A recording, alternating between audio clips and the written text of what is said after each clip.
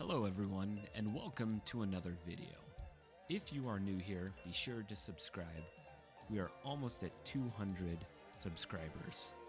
We're at 197 as of this recording. So let's help the channel grow. Be sure to subscribe.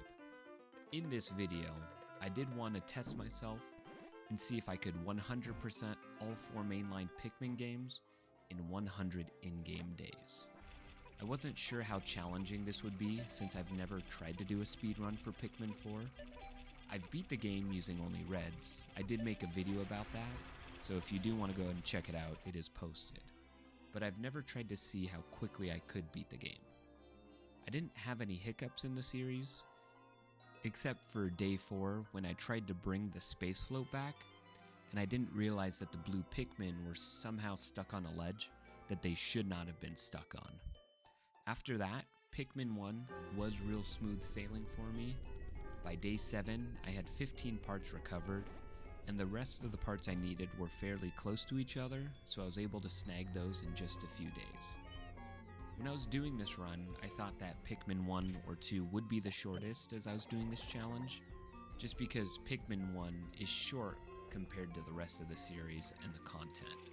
And Pikmin 2, you do go underground, saving you days, and that's where being underground to me is where the meat and potatoes of the game is. I was hoping that I could beat Pikmin 1 and Pikmin 2 in 15 in-game days each, and have Pikmin 3 be 20 in-game days, just because I wanted to give myself 50 game days for Pikmin 4, just knowing how much content that game has compared to the other 3. I was thinking of the night expeditions and also collecting the white and purple onions, because those do count as days. So I did plan ahead, but not really. And I was able to get to the final trial on day 12. And on day 12, I did complete the puzzle to get to Emperor Bulblax. And before fighting him, I wanted to bring as many reds as I could to defeat him. So I went back and got a ton of them. And I wanted to do that because, they are the strongest of the 3. So I did beat him, and I did bring the secret safe back to the SS Dolphin. So I did wrap up Pikmin 1 in just 12 in-game days. And honestly, I do forget how much smoother Pikmin 2 feels compared to Pikmin 1. And to me, the series does feel smoother with each entry. I do enjoy, though, how derpy the Pikmin are in Pikmin 1, how they trip over themselves. And I've gotten plenty of them dead, just because they trip over themselves and I don't pay attention to those ones that have fallen and they get left behind. And in this run, I tried to go as quickly as I could, of course, and I wasn't paying attention to how many Pikmin died until I was editing this video. I had 250 Pikmin die in Pikmin 1. And now let's move on to Pikmin 2. This is my favorite game in the series. I'm sure I've mentioned that in other videos. But to me, I really enjoy the contrast of how cute the Pikmin are, how calm the music is, compared to how difficult the game is. I think that it's the most difficult Pikmin game to date. I don't think 3 or 4 have topped that at all, even though some parts of Pikmin 4 are difficult. But to me, the overall challenge of Pikmin 2 is the toughest. And Pikmin 2 did end up taking me 17 in-game days during this challenge. I did not have enough blue Pikmin when I went into Dream Den the first time, so I had to use another day and go back, just because when I first went into Dream Den, I think I had the countdown. I don't know if I had 10 seconds or not left, but the final treasure I was missing was the Talisman of Life. If Pikmin 2 had the time run at 1/6 inside of the caves like Pikmin 4 did, I don't think that I'd be able to complete this challenge. Just because the caves in Wistful Wild and a few in Perplexing Pool and Awakening Wood are so deep. There are 14 caves in total in Pikmin 4, and doing a cave a day doesn't sound bad, but to me, knowing that I'd pretty much be at the end of the day when exiting a cave, I think that this challenge would end up being more difficult. I'd probably need to practice my Dandori skills for the entire series. I was not as careless in Pikmin 2. I managed to lose 241 Pikmin compared to the 250 that I lost in the first game. So to me, that's a win.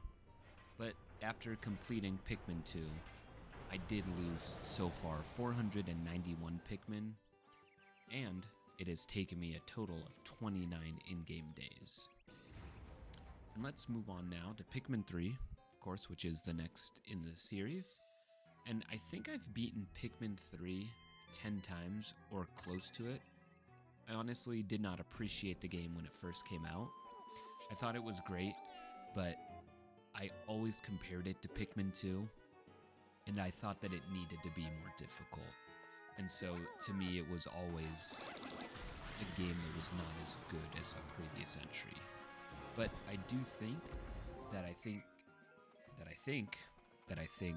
don't know why I got myself stuck into a loop of saying I think, but I really think that this game is the best looking in the series. The environments look incredible to me, and I do appreciate the way Pikmin 4 took to more man-made environments. I just think I enjoy the nature of Pikmin 3 and having the outside and not having it be some dilapidated man-made environment that we're going through for everything. But also I think that Pikmin 3 might be the easiest game of the series, and that's not a bad thing at all. I know at the time, during development, they really wanted to cater to everybody and not just Pikmin fans. But with that, I did play this game in Ultra Spicy mode for the challenge, which to me, I don't think it adds that much difficulty to the game, limiting the amount of Pikmin to just 60. I do think it's a great idea, but to me, it's not that much more challenging, because when I do play Pikmin 3, I don't find myself having really over 60 Pikmin out while I'm playing. Usually it's about 50, but in this run for Pikmin 3, I wanted to get to the Formidable Oak as quick as I could, just so that way I could unlock all 5 Pikmin types available in the game. I did build the bridge just before the end of day 4 and rescued Charlie on day 5. At the end of day 6, I had recovered 20 of the 66 fruits. By day 10, I'd recovered Louis and 34 fruits as well. I was making good progress, and this part was the toughest part in Pikmin 3. When Louis runs off with all the fruit juice, and you're only left with having 1 day worth of juice left. Luckily, I had left myself enough fruit in the Garden of Hope because I wanted to get as quickly as I could to the Formidable Oak. So I did leave a lot of fruit out, and I did recover some of that fruit and gave myself a few days of a juice buffer so I could get to Quiggold Meyerklops and not have to worry that I didn't have enough juice to keep going. I didn't want to see myself have 1 day left of juice when I got to him and not be able to beat him. But I did beat it on day 12, and I was ready to explore the rest of the areas and recover the rest of the fruits before heading to the Formidable Oak. On day 18, I was able to recover all of the fruit, and on day 19, I did not give myself enough time at the Formidable Oak, so I did make it to the area where you fight Plasm Wraith, but unfortunately, I did not have Olimar with me. So, on day 20, I had to go back through the puzzle of the Formidable Oak, even though it was all broken, have Plasm Wraith follow me, and then initiate the fight. I was able to beat him, as well as rescue Olimar and wrap up Pikmin 3. Somewhere during Pikmin 3, I became less careful. I didn't lose as many Pikmin in the other 2 games, but I did lose a total of 191 Pikmin, which did bring my total up to 682 Pikmin who've died in this run so far, and also bringing my total up to 49 days. With how close this run was going, I was not sure that I gave myself enough days for Pikmin 4 to wrap up this challenge in 100 days and also 100% all of the games. But I did start Pikmin 4 anyways. I did not want to go back and see if maybe I could reduce a day or two in any of the 3 games. But with Pikmin 4 though, I really do enjoy how the first day differs from Pikmin 1, 2, and 3. Because you do get to go into a cave, you find Ochi, and you also get to be introduced to the characters in the game, instead of just finding the red Pikmin, getting the first item, and calling it a day. And in Pikmin 2, you do get a swap between Olimar and Lumi, but I feel like Pikmin 4 brings more of a variation to the beginning of the game compared to the other 3. With Pikmin 4, there's so much to keep track of, and so much more to do compared to the first 3 in the series, that I really was not sure how I wanted to approach 100%ing this game. I wanted to truly 100% this game, and when I say that, I mean including all of the side quests, but there are 2 side quests, Set the World Abloom, and also Friend to All Pikmin, that they can be beat, but they're repeatable, and so there's not a mark that you've completed them, even after you get the rewards. But as I played through this game, I did not try to 100% each area before moving to the next. I would get to a spot in the game, or in the area, that I felt like I should move on to the next area, instead of trying to get the items that would be more difficult with the Pikmin types I had, and instead I thought I would come back later with the proper Pikmin types. I didn't realize until I almost wrapped up this playthrough, but I did have some minor errors that I should have corrected while playing. It probably would have helped me reduce the amount of days I had during this run. But the main ones were not completing the side quests and talking to all the characters in the rescue command post between days. I did save talking to them after I was nearly 100% done with all of the areas. So I'm sure that that ended up adding more days to this run than what was needed. I was able to recover over 7,000 Sparklium on day 6 to get to Hero's Hideaway, but at that time I did not cure any leaflings yet. So I did some night expeditions, and then I went back to the first 3 areas, and actually ended up 100%ing all of those areas before I ended up going to Hero's Hideaway, which I did get to Hero's Hideaway on day 20. And it was at this moment where I started to feel like I don't think that I was going to be able to complete the challenge in 100 in-game days. I really thought that I was going to be over the 100 days, and maybe just by a few days, because at this point, I knew that I still had Hero's Hideaway, Giant's Hearth, Primordial Thicket left. Also with almost all of the side quests that I didn't do. So I really did question myself at this point of why I didn't start those sooner. And I also knew that I needed to complete the Sage Leaf Challenge, which during this run I did do all at once.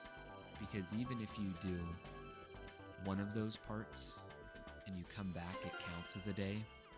So I wanted to do all of them at once and just have it be one day instead of multiple days. And with that, I did have to do Olimar's mission. I'm sorry, not Olimar's mission, but Olimar's Shipwreck Tale, so I could get to and unlock the Sage Leaf Challenge. I actually ended up doing this before going to Giant's Hearth because I knew just how strong the purple Pikmin are. They're not as strong as they are in 2, I don't think. I don't believe that their stun ability is nearly as strong as it is in 2. But with that being said, I felt like they would really come in handy for the final 2 remaining areas, especially being able to get the Rock Pikmin Onion.